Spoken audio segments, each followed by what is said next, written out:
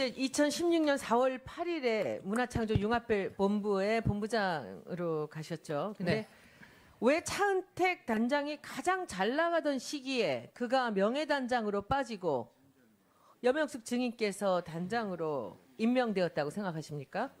제가 장관님으로부터 들은 답변은 첫째가 억울하게 차 단장이 구설수에 올랐기 때문이고, 두 번째가 차 단장이 워낙 본업이 많은데 그게 너무 바쁘고 그다음에 돈 안 받고 혹사시킨 게 미안해서 그렇게 했다고 들었습니다. 오로지 차 단장을 위해서, 차은택 단장을 위해서 들러리로다가 염영숙 단장을 갖다 놓은 거네요. 그리고 1년, 한 달 잘 만에 또 모르겠습니다. 쫓겨나시고요. 두 번째 질문입니다. 그러면 거기서 일을 하실 때는 차 단장하고 염영숙 단장과하고는 업무상 어떤 관계였습니까? 업무상 표면적으로는 아무 관계도 아닙니다. 그러나 실질적으로는 명예단장이라는 그 프레임이 너무 컸고, 그래서 제가 할 수 있는, 그래서 저는 뭐 하나요? 했더니 저는 6개월 내에 성과를 내는 것이라고 말씀을 하셨습니다. 그리고 근데 고간을 열어보니까 97억이 남았고, 그걸 쓰면 됩니까? 했더니 그게 아니고 다 정해진 곳이 있으니까 궁프로젝트 30과 공모전 67억, 거기에다 다 쓰라고 한 것이었습니다. 제가 할 일이 아니었다고 생각했습니다. 도장만 찍으러 가신 거네요, 그러면. 나중에 말하자면 문제 그렇습니다. 생기면 책임만 지는 거고. 아마도 그러지 않았을까 싶습니다. 네, 세 번째. 그러면 장관한테 왜 차은택과 일정한 선을 긋고 이 문제가 많다고 그러셨죠? 들어가 보니까. 일정한 선을 긋고 문화부 감사라도 지시해야 하는 게 아니냐고 충원을 하지 않으셨습니까? 직무유기 아닙니까? 여러 번 말씀드렸습니다. 아, 그렇습니까? 네, 근데 뭐라고 그러셨습니까? 그랬더니. 두 가지의 답변을 하셨는데, 이 영수증이나 이런 그 서류 미비에 대해서 걱정된다고 말씀드렸더니 공무원들이 알아서 하니까 너무 걱정하지 말라고 하셨고, 또 그다음에 만약에 차단장이나 이런 그 또 다른 분들이 이게 일단 그 뉴스를 이렇게 타고 있으면 좀 어느 정도 선을 좀 거주시는 게 어떻겠습니까? 다른 공무원들도 좀 살아야 되지 않겠습니까?라고 말씀 올렸더니 그냥 인용구 그대로 말씀드려도 되겠습니까? 네. 은택이와 명천이는 내가 오래전부터 같이 있었던 수십 년 된 제자들이기 때문에 나는 그들을 버릴 수 없어라고 말씀하셨습니다. 그래서 본인이 나갔군요. 네 번째 질문 드리겠습니다. 이런 부조리한 상황을 보시고 장관도 말을 들어주지 않는데 다른 행동은 안 했습니까? 이걸 그냥 보시고 넘어가실 것 같지는 않았는데. 많은 곳에 말씀을 드렸습니다. 그랬는데 어디 말씀을 하셨습니까? 어필을 하셨습니까? 사실 그 내부 직원들한테는 뭐 거의 많이 얘기를 했고, 그다음에 그 문화부 상급 그 공직자들은 거의 다 알았고, 뭐 미르부 장관님께도 말씀을 드렸고, 그다음에 결정적으로 이제 문서 보고를 하거나 한 것은 이제 국정원 소통관, 문화소통관에게 말씀을 드렸습니다. 근데 그 결과 원칙 행정을 하다가 좌천되신 분은 그 국정원 소통관님이시고, 그다음에 사실 가장 이걸 바로잡으려고 하신 유일한 문화부 공무원분이 계신데, 그분 지난번 사직하신 1급 실장님이십니다. 누구죠? 이름이? 윤태용 실장님이십니다. 윤태용 실장님께서 그러면 그 여단장님을 도와주시려고 많이 했었습니다. 도와주셨습니다, 실제로. 네.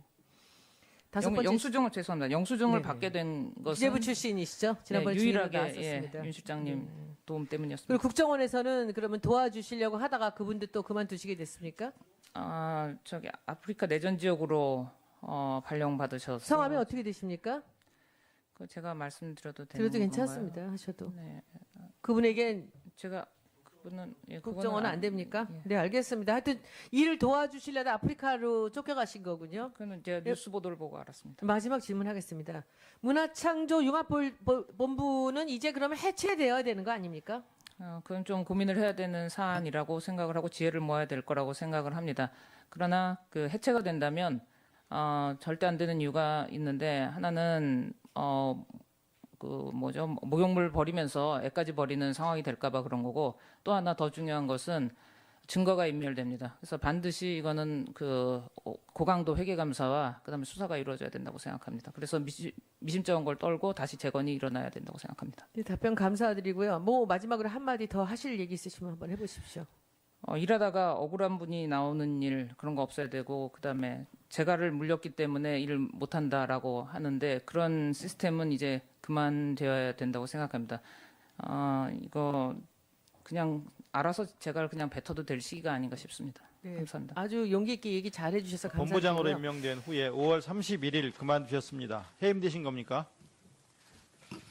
네, 형식적으로는 사임이었지만 실질적으로는 사직 명령이었으니까 해임입니다. 해임 통보는 누가 했습니까? 당시 김종덕 문화부 장관께서 하셨습니다. 해임 사유는 뭡니까?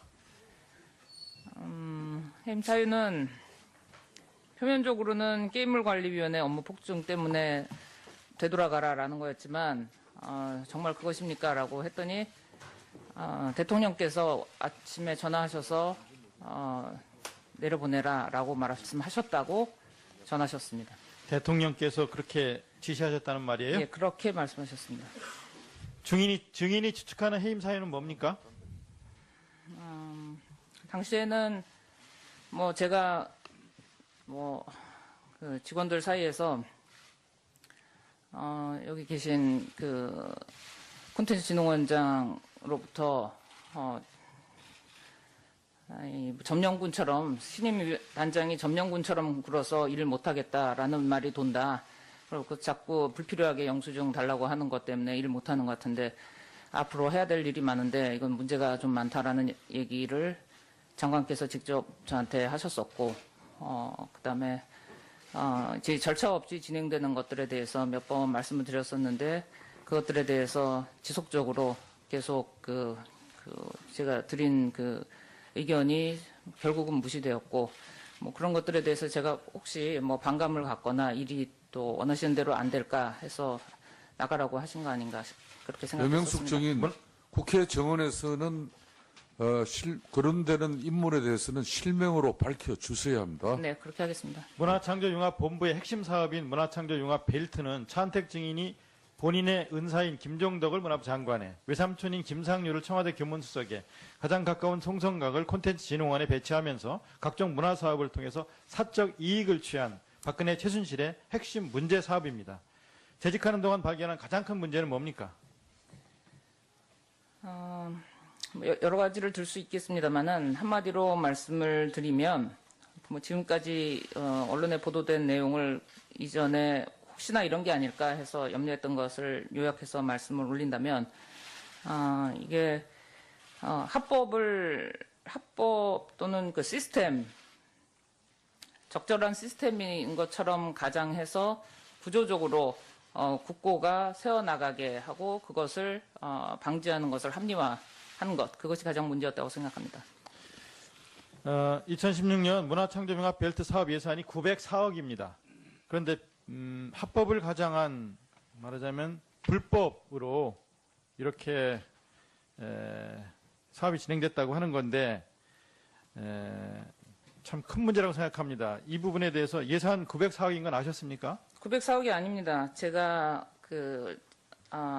첫날 그 업무 보고 때 또 그다음에 장관님으로부터 업무 지시를 받을 때 갖고 있었던 페이퍼에는 총 1,300억입니다. 그리고 904억은 기금을 뺀 것으로 아는데 단장 포지션에서는 그 모든 거를 1,300억 전체를 총괄하는 것이었습니다.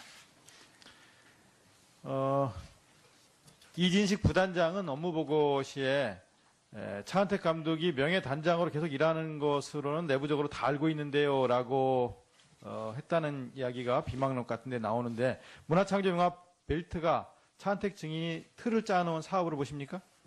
저는 수시로 그렇게 들었습니다. 그래서 그걸 바꾸지 말라라는 명령을 장관님과 수석님으로부터도 들었었고 그리고 직원들 역시 이거를 손댈 이유가 없는데 왜 자꾸 뭐 같은 질문 또 같은 문제에 대해서 같은 상황에 대해서 지속적인 그 문제 제기나 또 뭐 절차에 대해서 왜 자꾸 물어보느냐라는 반문을 받았습니다. 그러면은 차은택 증인이 본부장에서 물러난 뒤에도 명예단장으로서 모든 사업에 관여를 하고 그리고 이렇게 사업에 관여하는 것은 어떤 특혜 때문이라고 보십니까? 저는 차은택 전임 단장을 한 번 미팅한 거 이외에 그 이후에는 융합벨트에서 본 적은 없었습니다만 직원들은 회의에 참석했다고 말했었고 그다음에 제가 나간 후에도 거기 벨트에 와서 사업에 참석했었다고 들었었습니다. 어떤 혜택, 어떤 사적 이익을 취했다고 생각하십니까?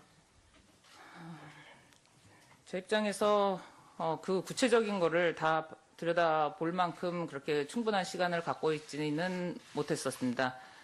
그러나 이것은 뭐 정점이 어딘지는 모르겠습니다만 내부적으로 저에게 주어진 짧은 그 영수증이나 그다음에 각종 사업계획서나 그다음에 그 부실한 행정 절차를 검토해 본 결과 차감독 그다음에 전임 김 장관님 그다음에 융합벨트 간부들 그다음에 송성각 원장님 청와대 수석실 수석님들 뭐 한 팀으로 움직였다고 생각을 하고요. 그들이 그 이유에 대해서 알고 있을 거라고 생각합니다. 이 증빙 서류 없이 일 처리하고 제대로 된 기획서 없이 일 처리하고 하는 게 가능합니까? 저는 상상할 수가 없는 일이었습니다. 더군다나 그 결제 라인에 대해서 없는 이유, 결제 라인 누구냐라고 물었을 때 내가 소속이 어디냐고 물었을 때 미래부라고 했습니다. 그럼 미래부에 보고하러 갑시다 했더니 우리는 문화부 직원이고 문화부에서 모든 지원을 받는 것이기 때문에 거기 갈 필요가 없다라는 얘기를 들었고 그러면 안에서 우리 내부에 있는 그러면 영수증 달라 했더니 그것은 쿤진원 업무이기 때문에 저한테 그걸 볼 권한이 없다라고 얘기를 했었고 그러면 그 문화부에 관련해서는 그러면 문화부에서 그럼 기획 책임을 져야 되는 거 아니겠냐? 그 결제 책임이 없다면 그랬더니 우리는 조직 도표상 미래부입니다라는 이런 해괴한 동호 반복을 했었습니다. 아까 합법을 가정한 불법 사업이다라고 얘기했고 또 비망록에 보면 이거는 문화부판 4대강 게이트 수준이다라고 이렇게 말씀을 하셨는데 그렇게 말한 이유, 배경을 좀 말씀해 주시고 그 뒤에 이런 문제를 바로잡으려고 어떤 노력을 했는지 이것도 좀 말씀해 주시기 바랍니다.